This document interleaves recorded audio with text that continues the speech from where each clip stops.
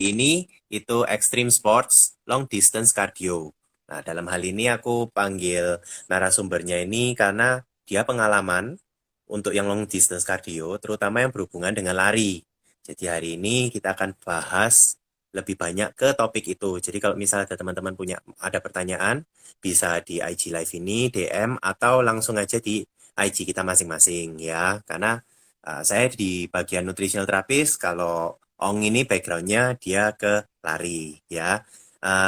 Jadi saya kenalkan uh, Ong Sin Kue ini sebagai apa penggiat lari. Sungguhan, larinya itu nggak lari-lari dari kenyataan atau lari dikejar anjing. Ini lari beneran. Ya, mungkin supaya teman-teman tahu, boleh intro sedikit. Ong ini backgroundnya apa, terus pengalamannya sudah kemana aja, mungkin rute-rute atau udah kemana, gitu. Ya, saya sport enthusiasm, terutama di bidang lari, tapi hobinya bersepeda, jadi sama-sama kardio semua.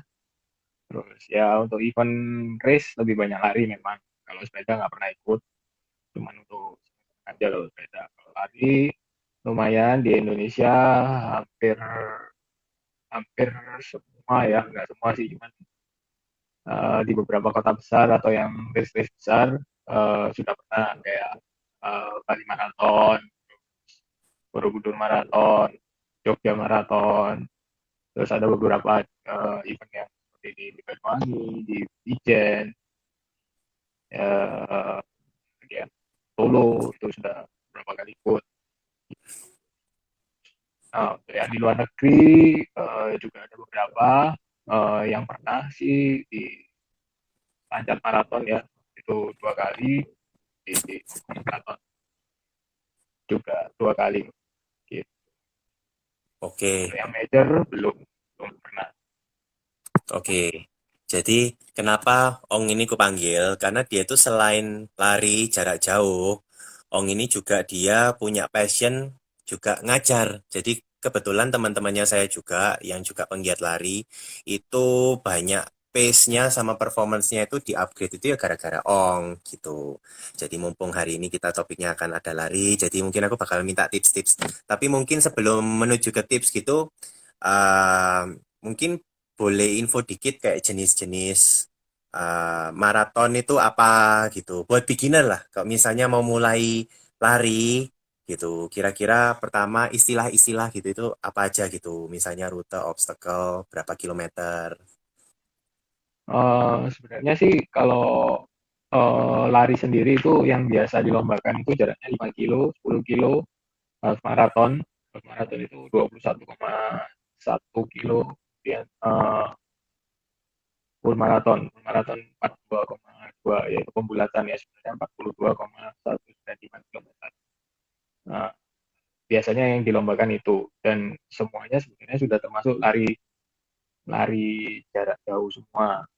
Tapi kalau kita baru belajar lari beginner itu nggak harus kalau lari sekali lari harus 5 kilo atau 10 kilo nggak harus. Jadi kita lari ya sebisanya dulu. Jadi bertahap. Jadi kita belajarnya bertahap. Meskipun mau lari 2 kilo, 3 kilo itu nggak masalah. Ya. Anda sudah jadi pelari gitu.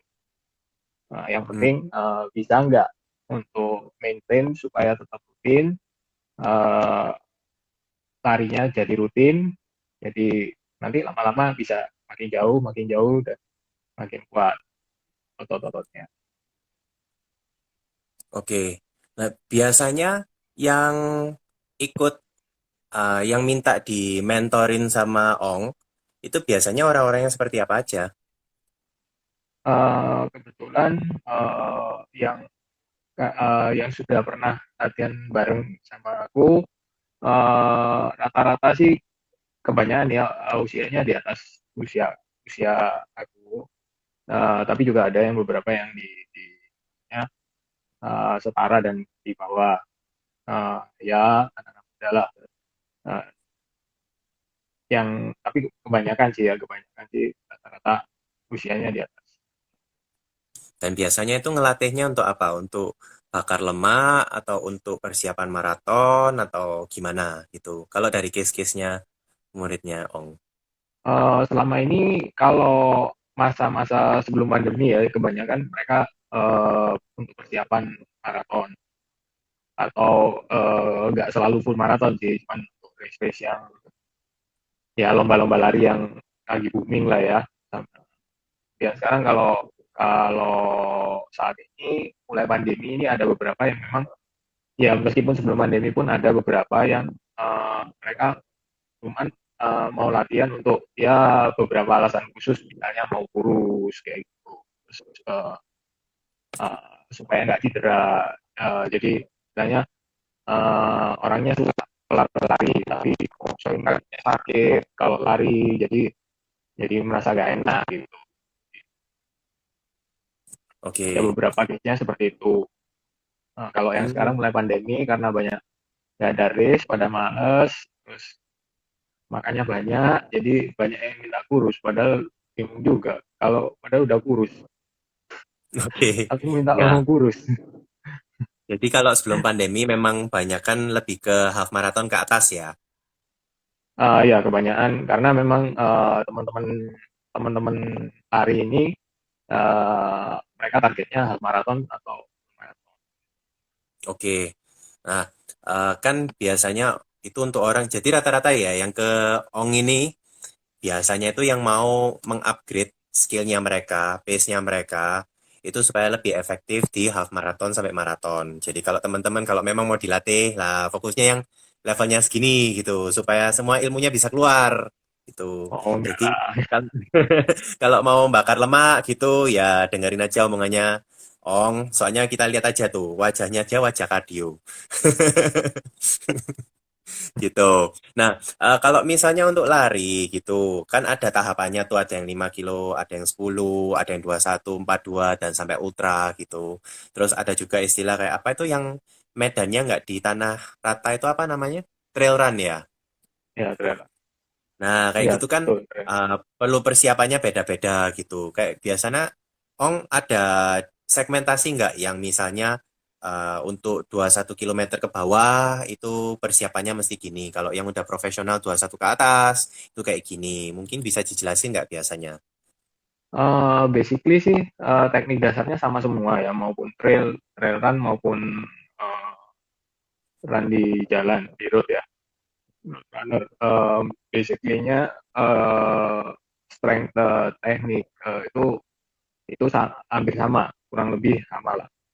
Cuman kadang-kadang kalau di trail itu perlu experience karena medannya kan ini ya medannya di tanah di hutan gitu kan jalan setapak itu kan ada lebih banyak batu-batu terus ada tanahnya yang istilahnya gembur atau lumpur kayak gitu-gitu itu kan perlu experience gimana kalau misalnya waktu lari tahu-tahu nginjak lumpur atau tanahnya licin kayak gitu.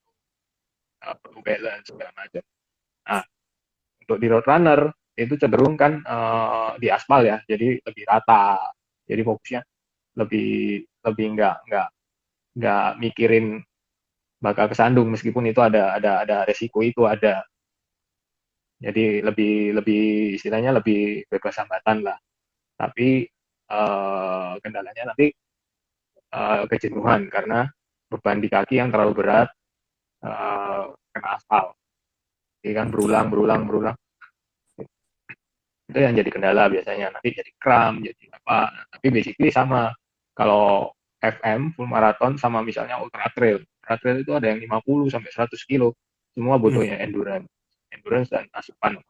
Nah ini yang harus diatur selain itu juga kondisi otot awalnya itu harus ya kudu mumpuni untuk bergerak selama jarak yang diperlukan. Nah, itu nanti ada targetnya masing-masing. Ada orang yang mau, oh saya mau lari FM dengan target 4 jam misalnya. Kayak gitu. Ya, makan latihannya pun harus lebih dari yang biasanya. Kayak gitu. oke. Kalau latihan lebih dari biasanya tuh kayak apa? Kayak contohnya biasa Ah, dia apa, terus dinaikin kayak apa. Kan aku enggak, maksudnya selain gini. maraton ya guys, Ong ini juga ngajarin juga ada member yang sampai triathlon loh. ah, Iya. sebenarnya bukan bukan lebih dari biasanya itu dalam artian gini. Kalau misalnya porsi latihannya anggaplah 10 10 untuk secara kuantitinya 10. Nah, kalau misalnya dia mau target yang lebih baik atau lebih cepat, nanti ya kuantiti latihannya pun harus naik, jadi 12 atau 15. Jadi tergantung juga, itu pun dari tetap dilihat dari basic dasar orangnya, rutin latihannya, terus intensitas latihan sebelumnya, itu tetap harus dilihat. Karena kalau misalnya intensitas latihannya belum mumpuni untuk dinaikkan dan dipaksa untuk naik, nah nanti kendalanya banyak, jadi cedera, terus nanti macam-macam ya cedera itu globalnya. Jadi Oke. nanti ada efek-efek yang kita istilahnya nggak kita inginkan lah. Oke. Nah, itu kan ada latihannya bertahap ya, itu nggak mungkin langsung tiba-tiba kilat. Itu kira-kira perlu waktu periode berapa lama itu untuk conditioning sampai di hari H? Kalau untuk full marathon biasa saya sarankan untuk persiapan, kalau yang baru ya, kalau yang untuk Virgin Marathon saya sarankan latihan minimal 6 bulan paling enggak. Itu meliputi semua ya, mulai dari strength, core, kemudian larinya sendiri, dan beberapa tekniknya lah. Kalau untuk yang sudah intensitasnya sudah level-level pelari yang intensitasnya ya sudah hobinya lebih dari hobi, hampir tiap hari lari kayak gitu. Biasanya 3 sampai 4 bulan mereka bisa siap untuk sebuah race. Oke. Wow, berarti memang Lo Pak, benar-benar mesti perlu waktu ya. Nggak bisa kayak ya kilat betul, satu karena ini bulan, 2 minggu olahraga itu nggak bisa ya. ya kalau bisa sih bisa, cuman resikonya terlalu besar. Karena ini kan olahraga endurance. Endurance itu nggak segampang kita building endurance badan kita. Nggak segampang ya kayak membalik telapak tangan aja. Jadi mesti dibangun benar-benar dari waktu kita dilatih. Jadi Oke. seberapa kita terlatih itu yang membangun endurance kita ya. Kalau memang kita latihannya dipersiapkan 1 bulan ya endurance kita cuma dapatnya ya segitu kan gitu. Nah, kalau nggak nututi akhirnya nanti jadi cedera atau akhirnya nggak finish kayak gitu kan. Oke. Nah, nanti kan Ong kan bakal jelasin, nanti aku bakalan nanya yang versinya yang agak profesional ya. Tapi mungkin untuk teman-teman yang baru mau mulai kardio jangka panjang, ini aku jelasin dari perspektifku. Kebetulan kita ini sering collab gitu. Jadi untuk member-membernya tuh yang bagian fisik persiapan maratonnya itu Ong yang paling ngerti. Kalau saya bagian mempersiapkan jeroan. Hmm. Badan-badannya gitu dari dalam supaya nggak terjadi apa-apa. Karena kalau badan lari melebihi kapasitas, biasanya tuh ya perlu dilatih badannya dari dalam supaya organnya juga nggak ada keluhan. Tapi mungkin ya, aku mulai dari yang pas awal-awal. Misalnya untuk temen yang nggak pernah lari baru mau mulai, remember ya kalau jika Anda join komunitas, rata-rata itu lari, mereka mulainya agak pagi. Jam 4 pagi, jam 5 pagi. Jadi untuk yang teman-teman kayak saya ini bukan orang lari sebenarnya. Cuman begitu ikut komunitas lari, waduh, mulai lari itu jam 5.30. Pokoknya sebelum ayam berkokok itu menurutku itu kurang natural. Terus buat teman-teman yang biasa tidur normal, mungkin setelah nyoba lari 1-2 minggu, itu dampak yang paling kerasa itu body clock. Jam tidurnya agak kacau. Nanti kadang pas siang ngantuk-ngantuk sendiri, perlu power nap gitu. Jangan khawatir, itu bukan salah larinya, tapi memang badan lagi adaptasi. Gitu. Terus ada yang mungkin buat cowok, mungkin mulai nggak enak di bagian selangkangan gitu, karena ada goyangan yang gitu terus. Lah, itu juga ada adaptasinya nanti, just info. Sama misalnya nafsu makannya jadi lebih tinggi gitu, atau mulai keringatnya ekstra, atau uh, jam tidurnya mulai dibiasakan tidur lebih awal. Nah, itu buat teman-teman yang baru mulai lari ya. Terus mulai kalau misalnya 1-2 minggu rutin lari, mulai kerasa, oh sepatu ini mulai nggak enak, atau mungkin, waduh, posisi kakiku mulai nggak benar. Nah, itu perlu orang kayak Ong untuk memperbaiki lokasi dan teknik larinya juga. Kan ngefek ya, meskipun cuma lima Ya sepuluh kilometer. efek sekali, efek Ya, banget sih. gitu. Apa apa ada sepatu khusus atau gimana gitu tips di saat orang itu perlu ganti sepatu atau equipment apa aja yang perlu dipersiapkan gitu sebelum pas awal-awal biasanya. Sebenarnya sih nggak ada yang terlalu rumit seperti apa sih. Kalau untuk sepatu sih biasanya Aku lebih sarankan yang enak aja, yang cocok sama kakinya. Kalau belum tahu itu bisa dilihat, maksudnya kayak tipe kakinya sendiri itu arch, high arch, low, flat atau normal. Jadi kita kan biasanya sekarang udah bisa lihat di kayak Planet Sport atau Sportation, mereka punya alat tesnya. Nah itu nanti mereka bisa sarankan sepatu jenis apa yang cocok buat kaki kita. Nah nanti dari beberapa tipe pilihan ya kita coba aja yang cocok yang mana. Nah, kalau sudah cocok, kita coba pakai lari dan nggak ada masalah.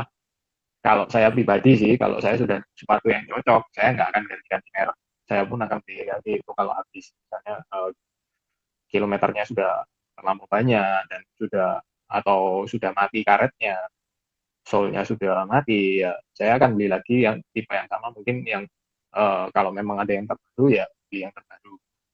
Cuman nggak ganti tipe lah istilahnya. Jadi daripada cari-cari lagi nanti sakit-sakit lagi karena adaptasi segala macam. Terus kalau buat yang biasanya suka bosen, biasanya kebanyakan orang-orang yang awal-awal lari itu nggak tahannya karena bosen. Jadi lari sendirian atau eh, ini jenuh waktu lari, mau lari lama misalnya 5 kilo 2 kilo udah pada jenuh biasanya. Nah ini bisa bisa pakai handsfree buat dengerin musik atau podcast atau ya apalah dengerin radio kayak. Nah kalau misalnya masih belum bisa, ya itu salah satu keuntungan kalau kita join komunitas. Jadi ada teman-teman, jadi waktu lari kita ada teman yang pace-nya setara, jadi bisa barengan, bisa ngobrol kayak gitu. Ya, ya biasa kalau contohnya komunitas saya tuh biasa sebelum lari itu sudah ada dipilih-pilih siapa yang mau rute 5 kilometer, 10, 21, Betul, betul, 42, betul. sampai luar kota. Ada yang gitu. Gile. Biasanya mereka memfasilitasinya seperti itu. Kadang juga ada yang apa namanya siapin pacer. Jadi teman-teman yang sudah intensitas latihannya lebih tinggi, mereka bantu yang baru-baru untuk jaga pace supaya nggak terlalu cepat atau terlalu lambat sehingga mereka bisa bisa dapat poinnya. Oke. Kalau pace itu maksudnya apa? Pace itu kecepatan lari. Jadi kalau di kecepatan mobil itu kan kilometer per hour. Kalau di pace ini menit kilometer per menit. Jadi berapa kilometer per menit. Oke. Jadi bisa kalau misalnya 1 kilometer bisa 5 menit, ya itu pace-nya pace 5. Oke. Jadi nanti tiap jarak itu benarnya ada standar ya, seharusnya pace-nya berapa gitu. Sebenarnya nggak ada standar sih, nggak ada standar. Cuman Mm. itu lebih ke goal. Jadi Oke.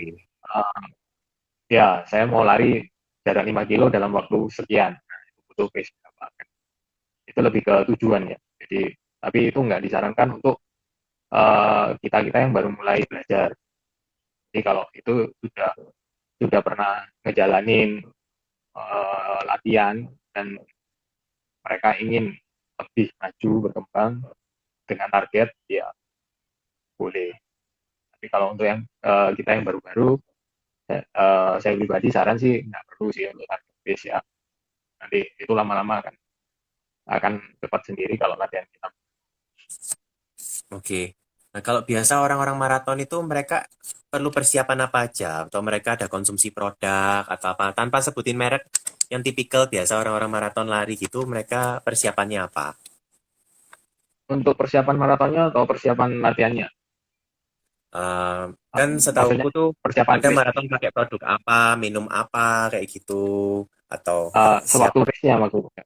ya Sewaktu misalnya race, suatu. ya sewaktu race biasanya ada istilahnya asupan ya, asupan yang mana digunakan untuk di tengah perjalanan supaya badan kita nggak drop. Jadi ada beberapa macam ya bisa tergantung kebiasaan juga. Jadi contohnya kayak madu atau kurma atau ada gel gel khusus Mm-mm. untuk istilahnya apa ya?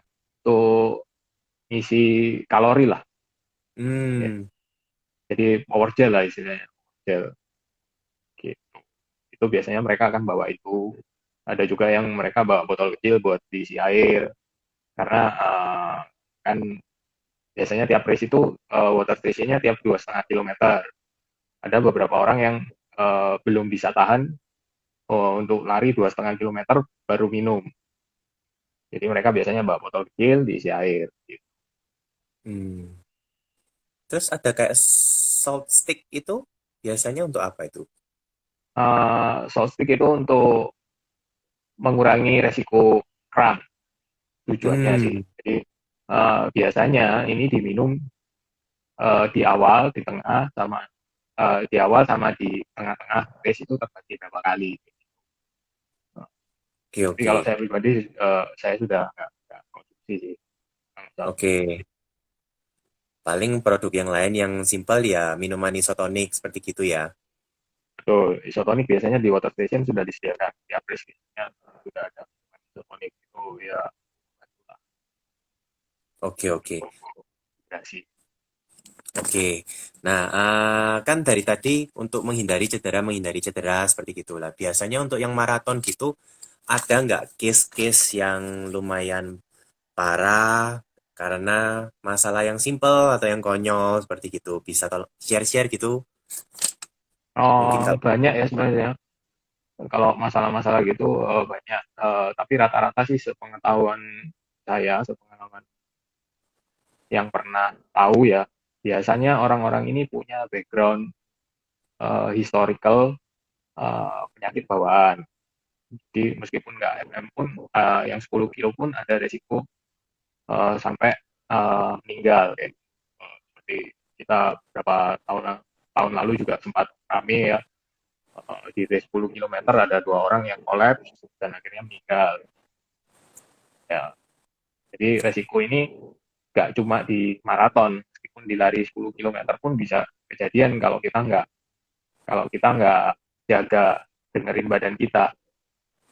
Apalagi kalau sudah punya background history sakit ya, yang parah mungkin, terus kita push sampai habis-habisan akhirnya kolaps.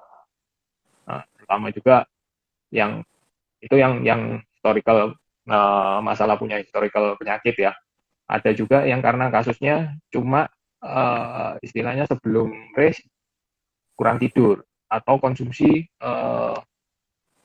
minuman-minuman alkohol tertentu atau kafein yang terlalu banyak, kemudian pada saat race dia push akhirnya kolaps. Itu bisa terjadi. Jadi kurang istirahat malamnya, tidurnya nggak cukup, pada waktu race dia paksain badannya sampai titik ter ya istilahnya sampai habis lah. Ya habis jadinya ya akhirnya kolaps.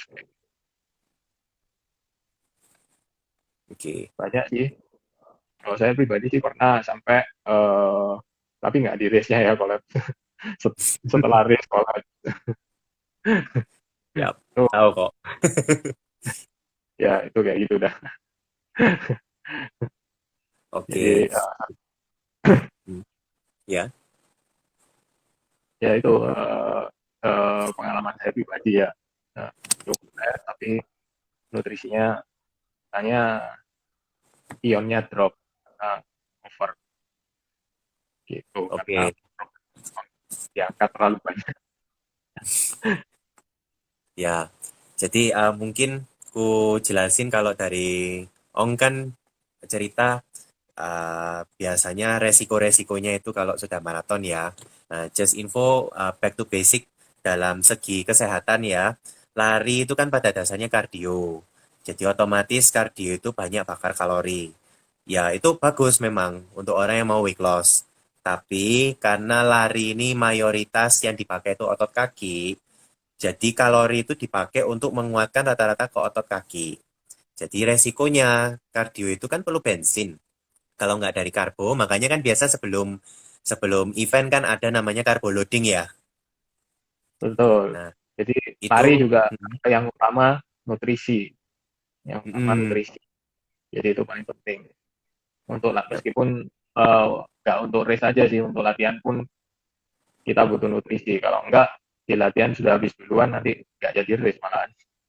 Betul. Jadi makanya untuk Ong ini, dia kalau persiapkan orang untuk event, itu perlu waktu lebih dari 3 bulan. Itu range yang aman. Karena perlu waktu untuk badan recovery, nggak cuma fisik, tapi dalamnya juga.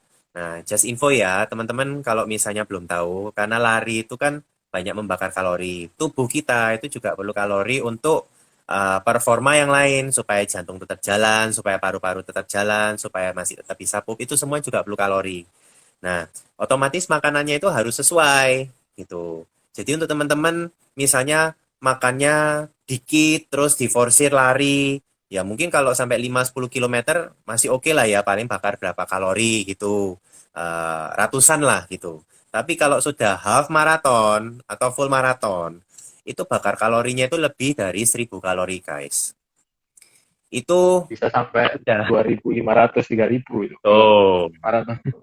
Ya, jadi kalau secara saintifik ya, itu misalnya badan kita body metabolic rate-nya cuma 1.500, terus ternyata pengeluaran kalorinya kita bisa sampai 2.000. Itu kalau kita makannya nggak benar, otomatis badan mempunyai sistem kanibal. Jadi dia akan ngambil apapun di tubuh supaya bisa bertahan hidup, bisa lari gitu. Nah, mungkin sekali 2 kali maraton nggak kelihatan efeknya, tapi begitu sudah penggiat lari 10, 20, itu semua masalahnya akan terakumulasi dan mau nggak mau sama seperti orang dunia bisnis, gali lubang, tutup lubang, gali lubang, tutup lubang gitu. Dan biasanya organ yang paling banyak kena itu liver. Kalau sudah stres akan ada penumpukan lemak, padahal lari, langsing, tapi fatty liver. Itu dimulai dari itu. Juga kalau badan itu kekurangan kalori, fungsi tubuh jadi nggak bisa optimal. Jadi ada resiko gagal organ dan gangguan metabolisme. Dan kalau lari itu kan banyak berkeringat ya, banyak kehilangan ion-ion, banyak kehilangan mineral, banyak kehilangan vitamin yang larut di air. Jadi otomatis ya kita perlu isi juga nutrisi yang sama. Dan karena banyak elektrolit yang hilang, otomatis uh, elektrolit dan beberapa nutrisi yang hilang saat lari itu dibutuhkan juga untuk kesehatan syaraf, guys. Nah, kalau syarafnya terganggu, yaitu ada teman-teman yang cowok kemampuannya jadi mudah loyo misalnya, atau mungkin jadi susah tidur, terjaga gitu, atau mungkin pup nggak lancar, atau pipisnya kayak minum air langsung pipis gitu. Jadi istilah Inggrisnya beser. Buat yang non Jawa mungkin nggak ngerti ya. Tapi pipis terus gitu. Nah, itu contoh-contoh kendala yang simple karena asupan kalorinya atau nutrisinya nggak sesuai dengan yang keluar. Ya, jadi hati-hati. Terus juga mungkin minum air itu penting, guys. Sebelum hari H, biasakan minum air itu berat badan bagi 30. Itu minimum, maksimum plus minus setengah atau 1 liter. Kenapa? Karena badan tuh perlu dilatih untuk retensi cairan tubuh. Kalau kita biasakan dengan minum air sesuai dengan berat badan kita, maka badan akan mempunyai mekanisme otomatis supaya cairan tubuhnya tetap terjaga. Karena kan nggak mau kalau sampai 21 sampai 42 kilometer, otomatis kan jantung tuh berdetak lumayan keras. Itu panas banget. Kalau kurang air, sama seperti mobil, radiator kurang air, pasti lama-lama rusak. Gitu. Jadi Betul. air itu kelihatannya simple, ya, ya coach ya. Coach sampai kebiasaan. Ya, Gitu. betul. Hidrasi itu sangat penting banget ya. Nah, meskipun nggak untuk persiapan race, kita latihan pun itu butuh hidrasinya yang tetap terjaga biar latihannya juga tetap aman dan, dan nanti sampai race day tetap badan kita tetap fit, terhidrasi dengan baik. Jadi sudah istilahnya nabung dulu lah, nabung dulu eh, hidrasinya nggak sampai dehidrasi terlalu dini karena lari jarak jauh maraton full maraton itu sangat-sangat menguras cairan, nggak cuma cairan sih harusnya, cuman benar-benar ya nggak usah gitu sih kalau kita lari 5 kilo 10 kilo aja, kalau lari beneran di effortnya kita udah kayak orang kecebongkot kan. Iya. Juga kalau Jadi misalnya airnya makanya kurang gitu ya risiko cedera sih. Soalnya air kan juga semi ya, pelumas gitu. ya bahaya nanti jadi stroke biasanya, jadi Betul. nanti itu resikonya juga cukup besar, stroke. Ya, jadi sekedar cuman kurang air aja ya.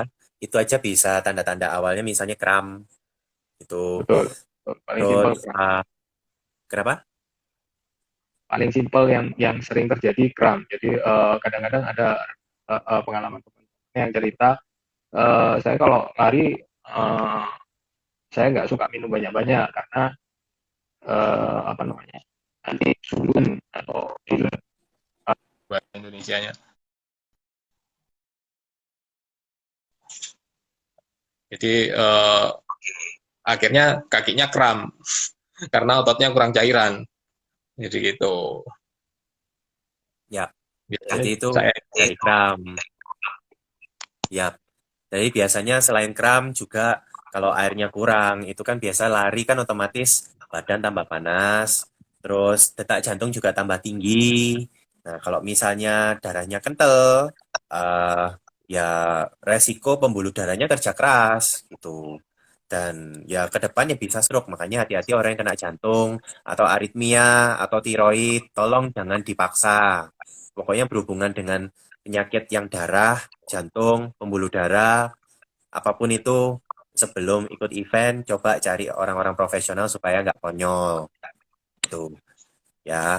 Terus mungkin ada contoh kayak kalau nggak salah tuh ada case orang keringetnya ada nggak sih yang di sana yang biasa maraton itu keringetnya itu berlebih sampai mengkristal atau apa seperti gitu. ada. Saya pribadi sudah pernah alami juga. Jadi sampai Hmm, kayak putih-putih gitu, kayak keluar garam lah. Orang-orang bilangnya garam ya. itu kelihatan memang garam gitu, bisa dipegang kayak garam normal gitu. Ya berasa sih, berasa, berasa kayak bulir-bulir pasir gitu. Oh, itu Benar-benar amplas itu. mengkristal gitu. Biar halus kulitnya. Eksfoliasi. Makanya itu wajahnya kan mulus tuh, pocong. Oke. Betul. Ya, hidrasi juga ngefek ya untuk anti aging. Soalnya kalau lari gitu wajah kurang air gitu lama-lama ya gitu. Kena matahari lagi, UV-nya tinggi. Jadi buat jaga supaya wajah tetap awet nom. Nah, Makan untuk yang keringat banyak yang kalau itu. mengkristal. Hah? Makan yang banyak kalau itu. Oh gitu ya. Ya itu Bapak. Ya untuk soal keringat ya yang mengkristal. Keringat itu punya fungsi di tubuh yang ngontrol itu ada kelenjar keringat. Nah, biasa keringat itu terjadi untuk mengontrol suhu tubuh sama untuk mengontrol apa mineral yang ada di tubuh gitu. Nah, biasanya kalau kita lari jarak jauh, otomatis suhu tubuh kan sangat tinggi. Nah, saat suhu tubuhnya itu tinggi banget, otomatis perlu keringat untuk mengontrol suhu tubuh supaya panas supaya cairan tubuh itu nggak gampang keluar, jadi dihambat lewat keringat itu.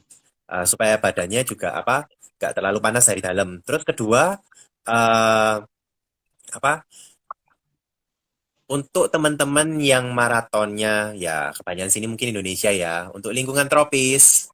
Nah, perlu tahu juga belajar cara menghandle namanya heat stroke ya. Itu cuman terjadi untuk maraton yang tempatnya lembab gitu.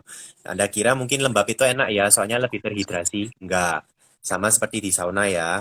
Jadi kalau suhu di luar lembab dan panas, otomatis keringat kita itu tidak membantu untuk menahan, menstabilkan suhu tubuh.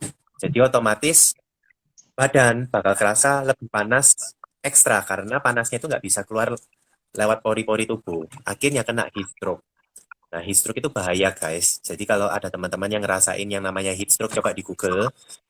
Itu kelihatannya ya misalnya minum air tapi kok kerasa nggak lega, malah kembung, terus tambah pusing, gitu, muntah-muntah. Nah, itu salah satu tanda-tanda heat stroke. Nah, kalau keringatnya mengkristal itu yang ekstrim, itu biasanya mungkin karena pas awal-awal badannya kurang gizi, terutama dalam hal mineral. Gitu. Karena saat kita keringat itu banyak membuang vitamin-vitamin seperti vitamin B, vitamin C, itu yang berhubungan dengan kulit, jantung, syaraf. Jadi kalau berlebihan keringatnya juga resiko itu kurang banget. Terus yang kedua kayak kalium, sodium, itu makanya kalau kita jilat keringatnya kita asin ya karena mineral-mineral itu sifatnya asin. Nah, kalau berlebih otomatis ya ya jadi garam seperti itu. kesannya. Nah, kalau kita sudah berlebihan, sudah berulang kali setelah maraton keringatnya seperti itu, ya coba mulai cari bantuan, karena itu tanda berarti cairan tubuhnya itu secara manajemennya kurang bagus, dan badan kurang bisa mengontrol kadar mineral, elektrolit, maupun hal-hal seperti kalium gitu. Itu perlu dilatih, dan memang perlu berbulan-bulan untuk melatihnya gitu. Jadi, kalau sudah keringatnya ada garam seperti itu, ya resiko mungkin yaitu sama kayak Ong sempat setelah race terus mulai kerasa aneh, kok capek atau gimana ya? Pas itu kejadiannya gimana? Enggak sih, itu ya kerasa lemes aja, pusing, terus sempat muntah juga. Terus mostly Hmm, ya ini ya, apa, pusing ya, pusing banget sama lemes gitu. Terus waktu itu sempat cegukan juga. Jadi cegukan nggak berhenti. Cegukan nggak berhenti itu berapa jam atau berapa hari atau Masih jam sih waktu itu sampai sampai ke dokter itu beberapa jam sih. beberapa jam? Hmm. Oke. Nah, ini misalnya contoh ya, ini ada yang nanya eh apa? Ada temen lari 15 sampai 20 kilo tanpa minum, sedangkan saya coba 10 kilo nggak minum itu haus banget. Dan saya minumin. Tapi setelah itu nggak kuat lanjutkan lari lagi. Kenapa ya? Eh, Kemungkinannya banyak. Jadi mungkin temannya yang bisa lari 15 sampai 20 kilo itu sebelumnya dehidrasi badannya dia sedang bagus. Jadi bisa mengcover untuk dia lari 15 sampai 20 kilo tanpa minum. Tapi sekali lagi ini nggak disarankan. Lari di atas 12 kilo usahakan minum. Jadi jangan terlalu dipaksakan sampai 15-20 kilo baru minum. Jadi latihan ini kan juga sisi baiknya kan untuk kesehatan juga ya. Jangan sampai karena kita nggak minum, karena kita juga nggak tahu gitu loh, hidrasi badan kita ini lagi bagus atau enggak kan gitu. Jadi Hmm. badan orang ini masing-masing tergantung pola hidupnya, kayak hidupnya dia suka minum atau enggak kayak gitu. Teratur minumnya lah. Untuk yang lari 10 kilo nggak minum itu harus banget memang. Terus mungkin karena badannya juga dehidrasinya lagi hidrasi badan sebelum lari ini sudah kurang, istilahnya sudah kurang atau minus bahkan. Jadi pada saat dipakai lari 10K mungkin hidrasi badannya cuma siap bisa untuk lari 5 kilo misalnya. Nah, setelah 5 kilo karena istilahnya simpanan hidrasinya sudah habis, akan mulai terasa haus. Mulai terasa haus, dipaksa sampai 10 kilo jadi haus banget. Akhirnya diminumi pun uh, itu belum langsung bisa mencukupi untuk bisa dibuat lari lagi kalau hidrasi kita sudah benar-benar kehabisan. Jadi pada saat kita minum awal, uh, badan kita ini akan membagi, oh ini cairan ini untuk mencairkan darah dulu, atau ada otot-otot yang memang perlu cairan lebih untuk fleksibilitas ototnya sendiri. Nah, itu belum mengatasi hidrasinya kita sendiri. Nah, itu yang memungkinkan pada saat dipakai lari lagi, ternyata loh kok malah lemes, masih lemes gitu kan. Padahal sudah minum. Nah, tapi sudah minum ini kan badan kita masih membagi ke beberapa area yang memerlukan. Nggak cuma itu sih, nggak cuma otot kaki aja, otot jantung juga perlu air kan gitu. Nah, kalau sudah hidrasinya sudah terkuras habis, diisi terus, oh ini untuk benerin jantung dulu, fleksibilitas otot jantung dulu. Nah, dan ternyata dipakai untuk otot jantung, hidrasinya sudah habis. Ya tetap lemes badannya. Kan gitu Hmm, logikanya. itu. Jadi memang tiap orang case-nya kan beda-beda ya. Jadi perlu paham Betul, betul. badan sendiri. Oke, ya cuman info aja ya teman-teman ya. Kadang badan kita perlu bantuan dan belum tentu nutrisi kita cukup untuk ngikutin maraton ya. Dan itu memang perlu dikondisikan.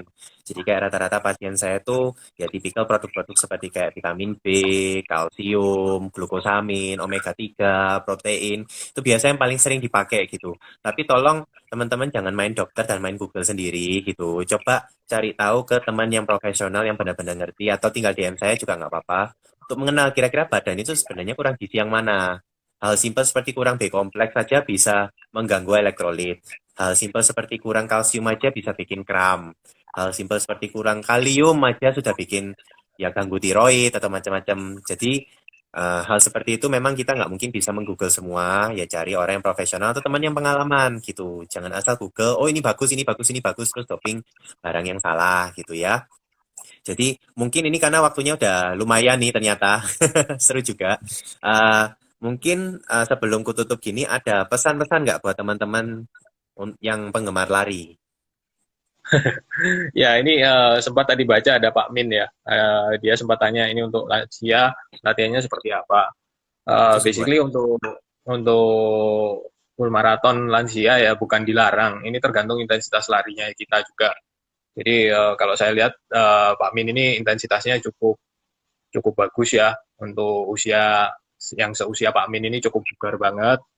Eh, Latihannya sudah oke, tapi mungkin lebih ke endurance-nya ya Pak Min ya, karena untuk usia, untuk kalau mau ngejar pace sudah berat ya, tapi bisa berat tapi bisa. Nah, bisanya gimana? Itu dari ketahanan ototnya Pak Min sendiri. Jadi kalau otot Pak Min intensitasnya bagus, dia akan terlatih untuk bertahan lebih dari 42 kilo. Jadi otomatis pace-nya Pak Min bisa naik dengan sendirinya uh, untuk ngejar time yang lebih cepat di full marathon. Jadi basically lebih ke latihan core sama endurance ya, lari endurance, sisiran kayak gitu-gitu. Sesekali boleh lari dengan tempo cepat, tapi nggak diharuskan untuk misalnya seminggu 2 kali atau seminggu sekali. Meskipun itu 2 minggu sekali nggak ada masalah ya, Bang Min. Itu kalau saya Oke. pribadi. Terus Jadi buat ada yang baru kombinasi olahraga ya. betul, ada latihan strength ya, strength core. Jadi untuk melatih otot core-nya supaya lebih tahan, biar larinya lebih efisien, kayak gitu. Terus untuk yang baru-baru belajar lari, ya lebih ke rutin ya, ke rutin, nggak perlu lari kencang-kencang, yang penting rutin, terus kemudian larinya santai aja, pace-nya pace ngobrol atau pace gosip boleh, nggak perlu mengukur jarak tertentu dan target waktu tertentu nggak perlu. Jadi cukup isiran dulu. Mungkin awal-awal dengan target waktu seperti misalnya, oh hari ini 30 menit dulu. Jadi adaptasi dulu kurang lebih 1 sampai 2 minggu, dirutinkan seminggu 3 sampai 4 kali, cukup lari 30 menit isiran. Nah, nanti setelah adaptasi boleh ditingkatkan, misalnya jadi 35 menit atau 40 menit, tergantung hasil latihan yang 2 minggu awal seperti itu. Jadi nggak perlu ada target, oh lari 5 kilo harus 30 menit. Jangan, jangan. Jadi lebih ke cari endurance ototnya dulu, kemudian uh, gimana kita menikmati lari itu sendiri. Gitu. Oke, oke. Ya, thank you. Dari sini ilmunya udah lumayan. Mungkin untuk teman-teman yang mau tahu lebih spesifik, kalau mau diprogram untuk ikut maraton, tinggal tanya ke Ong. Nanti kita berdua biasa kerja bareng kok. Jadi masing-masing profesi punya kekuatannya sendiri-sendiri. Tapi yang pasti kalau mau olahraga perlu enjoy sama jangan resiko badan ya. Jaga badan juga luar maupun So, dalam ya. Oke. Jadi thank you so much untuk waktunya. Ini aku tutup sebelum IG live-nya tutup. thank Nah, you nanti juga. kita stay tune untuk next IG live. Thank you untuk waktunya ya. Nanti setelah Thank pandemi you. kita coba lari lagi. Oke, sip. Thank you ya. Thank you.